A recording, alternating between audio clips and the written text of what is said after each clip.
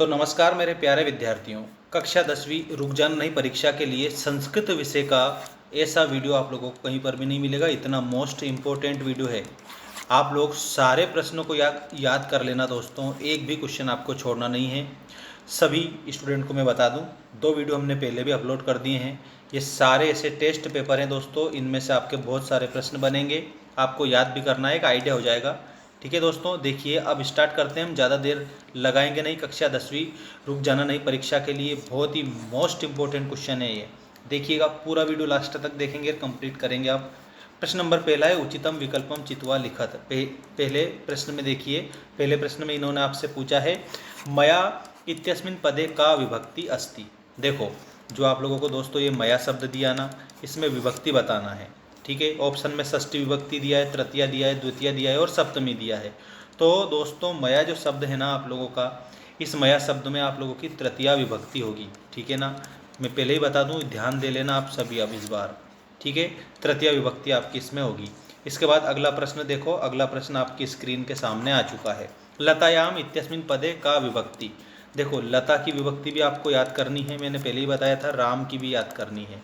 ठीक है ना, रमा की याद रख सकते हैं आप सभी इस प्रकार से। तो लतायाम इत्यस्मिन् पदे विभक्ति जो है ना, वो विभक्ति आप लोगों को बतानी है, सप्तमी विभक्ति है। कौन सी विभक्ति है?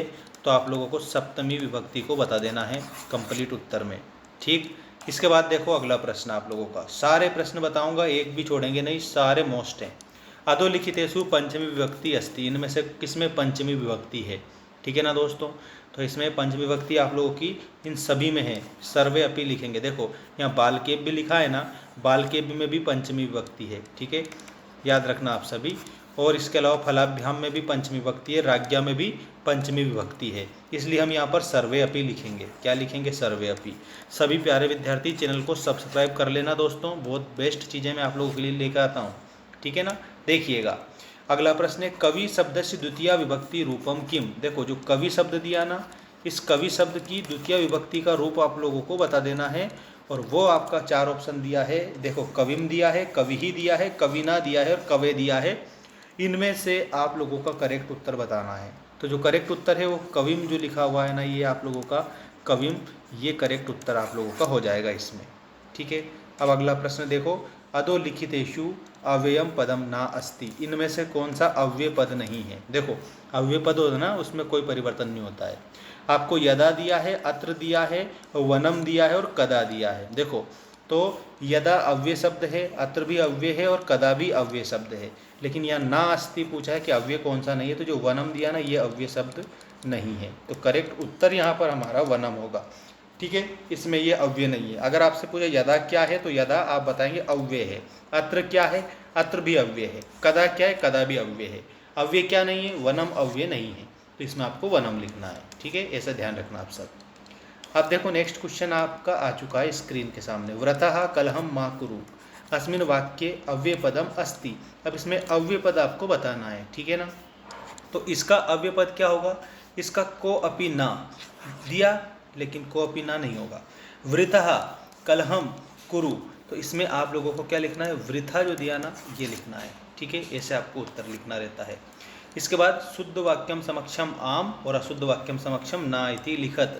सत्य असत्य आप लोगों को लिखना है। ठीक है, देखो सबसे पहला आपको क्या दिया है, बिल्कुल ध्यान रखना, एक भी क्वेश्चन ऐसा नहीं है जो आपकी किताब से रिलेटेड नहीं है। सारे 100% मोस्ट प्रश्न लेकर आया हूँ मैं आप लोगों के लिए। पाश्यति इत्यस्मिन् पदे लोट लकार अस्ति।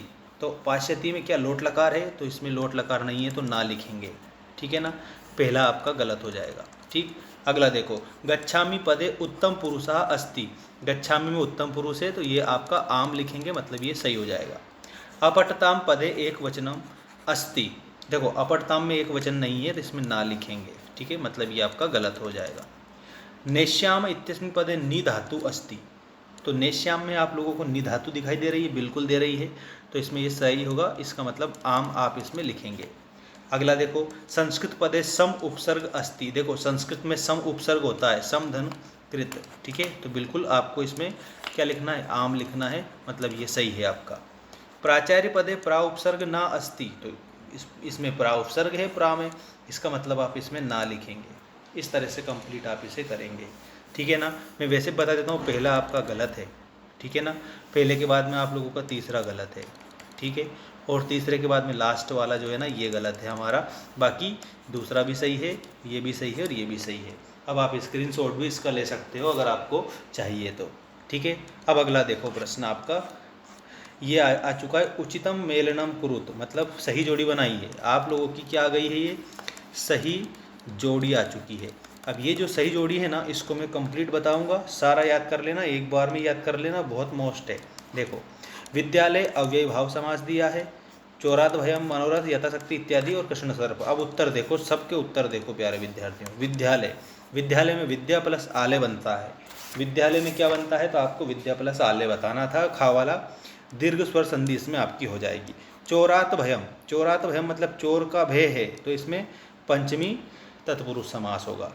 मनोरथः, मनः प्लस रतः, देखो मैं इसका विग्रह बता देता हूँ, मनः प्लस रतः, तो इसमें संधि कौन सी है, इसमें आपकी विसर्ग संधि है, ठीक है।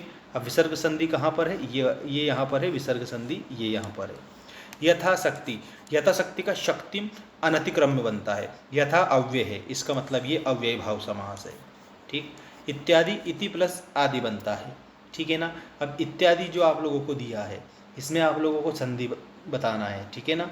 तो इत्यादि में प्यारे विद्यार्थियों संधि कौन सी होगी, तो इसमें आपके लिए मैं बता देता हूँ। देखो, इत्यादि आप लोगों को दिया ना, इत्यादि में आप लोगों की संधि स्वर संधि है, और वो भी कौन सी, यण स्वर संधि है, ठीक है ना। कृष्ण सर्पः, कृष्णः चा असु सर्पः, कृष्णा चासो सर्पः, ऐसे बनता है, तो कर्मधारय समास आपका इसमें हो जाएगा, ठीक। इस तरह से आप इस जोड़ी को मिलाएंगे। बहुत ही मोस्ट इंपॉर्टेंट जोड़ी थी जो मैंने आप लोगों को ये बता दी है। चैनल को सब्सक्राइब जरूर कर लेना। अब देखो आपका अगला प्रश्न है, एक पदेन उत्तरम लिखत, एक पद में उत्तर लिखिए वाला। सबके उत्तर बताऊंगा, सारे मोस्ट हैं। देखो, पठित्वा इत्यस्मिन् पदे प्रत्यय अस्ति, पठित्वा में आपको प्रत्यय बताना है, तो पट धन कत्वा, तो पहले इसमें आपको मैं बता देता हूँ, लिख देता हूँ आप लोगों के लिए, कत्वा प्रत्यय, ठीक है ना।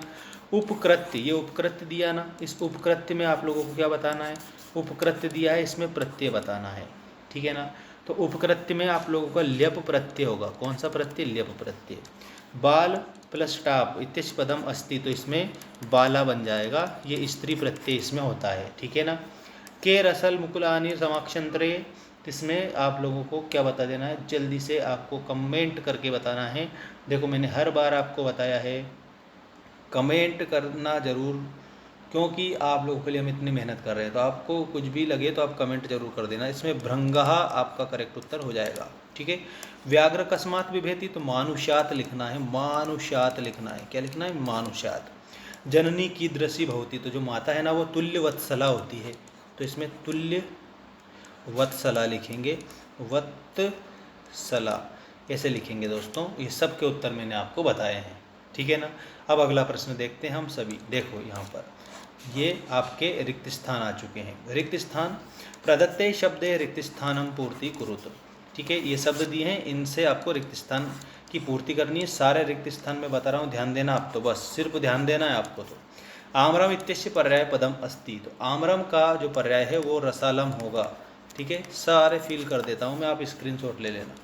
विशाल ग्रामः इत्यस्मिन् पदयो विशेषणम अस्ति, तो देखो इसमें विशाल जो दिया ना ये विशेषण है, तो यहाँ पर आप लोगों को विशालः लिख देना है, ठीक। प्रसीदामी इत्यस्य विलोम पदम, तो प्रसीदामी का रोदिमी लिख सकते हो, ठीक है।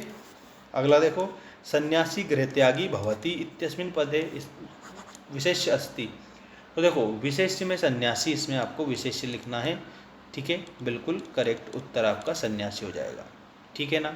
अब इसके बाद अगला हम प्रश्न देखते हैं, वो देखो यहाँ पर ये दिया है, देखिएगा। चतुरः काक इत्यस्मिन् पदयो, चतुरः काक, चतुरः कौवा, चतुर कौवा है, इसमें विशेषण बताना है। विशेषण, तो चतुर विशेषण हो जाएगा, ठीक है। संज्ञा तो सर्वनाम शब्दों की विशेषता चतुर के माध्यम से बताई जा रही है। अगला देखो, सुलभु पदस्य विलोम पदम, तो सुलभ का विलोम दुर्लभ होता है, तो दुर्लभः लिख देंगे हम, इसमें सिंपल है, दुर्लभः। इस तरह से आप इसे कंप्लीट करेंगे सही तरीके से, ठीक है दोस्तों। तो ये पूरा आप लोगों के लिए रुक जाना नहीं का मैंने टेस्ट पेपर बता दिया है, ऐसे 2 पेपर हमने पहले भी बताए हैं। हम आपको कम से कम 4 या 5 ऐसे टेस्ट पेपर बताएंगे, आप सबको याद कर लेना और परीक्षा देने चले जाना। 100% आप पास हो जाओगे, लेकिन क्वेश्चन छोड़ना एक भी नहीं है आप लोगों को। ठीक है ना, धन्यवाद।